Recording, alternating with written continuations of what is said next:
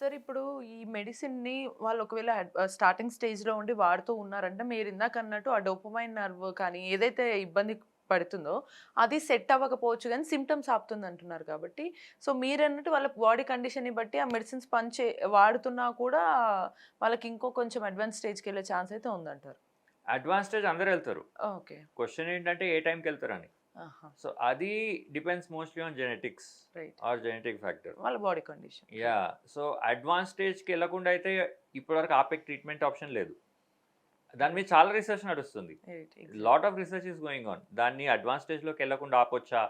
Life long medication మీదనే బతకాలా? పెట్టేటట్టు yeah! So, research is going on. Hmm. But as of now current situation ఏంటి అంటే కంప్లీట్‌గా పార్కిన్సన్స్ నర్వ్ డ్యామేజ్‌ని రివర్స్ చేసేకైతే క్యూర్ లేదు. సో, క్యూర్ లేదు కాబట్టి మరి అది అసలు రాకుండా ఉండాలి అనేదే మనం మోస్ట్‌లీ సజెస్ట్ చేయగలుగుతాం సార్.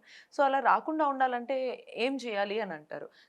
అగైన్ ఇక్కడ రాకుండా ఉండేకి కూడా మనం ఏం చేయలేం. సపోజ్ జెనెటిక్ ఫ్యాక్టర్స్ ఉన్నాయి, హ్మ్. ఎన్విరాన్మెంటల్ ఎక్స్‌పోజర్ ఉంది అంటే ఆఫ్టర్ ఫ్యూ ఇయర్స్ ఆ రిస్క్ ఉంది అంటే పీపుల్ డూ డెవలప్. హ్మ్. అయితే ఏంది అంటే కొద్దిగా ఈ ఎక్సర్సైజ్ అండ్ ఫిజికల్ యాక్టివిటీ హ్మ్. Thought helps in reducing the progression. Okay. అంటే ఫాస్ట్‌గా కాకుండా కొంచెం ఈ జబ్బు ఏదైతే ప్రోగ్రెస్ అయితదో దాన్ని మెల్లగా ప్రోగ్రెస్ అయ్యేటట్టు మనం చేయొచ్చు. హ్మ్.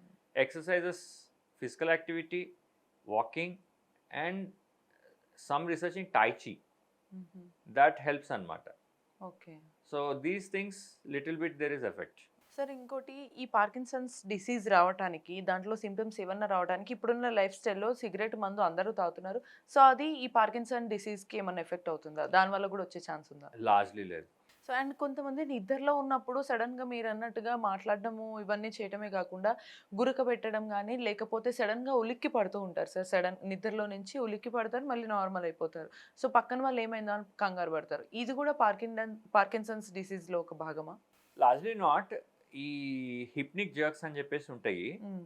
సో హిప్నిక్ జర్క్స్ అంటే ఏంటంటే ఉలికి పడినట్టు అవ్వడం నిద్రలో, ఎస్పెషల్లీ హ్మ్. నిద్రలో జారుతుండంగా లేదంటే నిద్ర నుంచి బయటకొస్తుండంగా. ఈ టైంలో హిప్నిక్ జర్క్స్ అనేవి రావచ్చు. హ్మ్. అవి normal. Most people do have it. Okay. RBD అంటే ఏమైతదంటే డీప్ స్లీప్‌లోకెళ్ళాక ఈ మూవ్‌మెంట్స్ అనేవి స్టార్ట్ అయితాయి. ఓకే. మాట్లాడడం గాని, ఎనాక్టింగ్ ఔట్ ఆఫ్ డ్రీమ్స్, హ్మ్. కాళ్ళు చేతులు కదపడం,